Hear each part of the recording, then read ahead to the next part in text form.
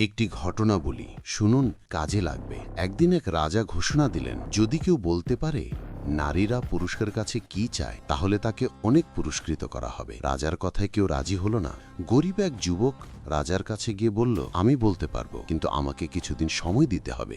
রাজা বললেন, নারীরা পুরুষের কাছে কি চায় সেটা বলতে পারলে তোমাকে পুরস্কৃত করা হবে, আর না পারলে তোমাকে মৃত্যুদণ্ড দেওয়া হবে।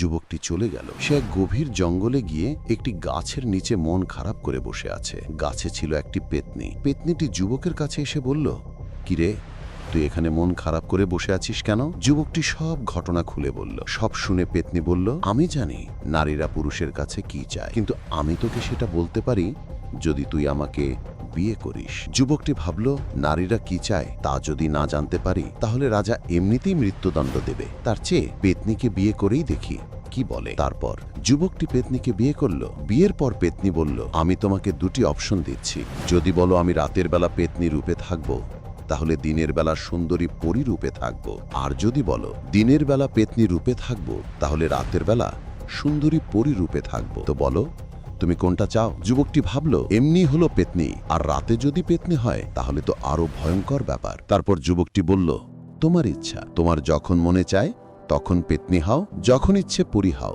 এতে আমার কোনো সমস্যা নেই। এই কথা শুনে পেত্নী বলল, তুমি আমাকে স্বাধীনভাবে থাকতে বলেছ, তাই আমি সবসময় সুন্দরী পরী রূপে থাকব। এরপর পেত্নী বলল, নারীরা আসলে স্বাধীনভাবে থাকতে চায়। হুকুমের গোলাম বানালে পেত্নী রূপে থাকে, আর স্বাধীনভাবে থাকতে দিলে পরী রূপে থাকে।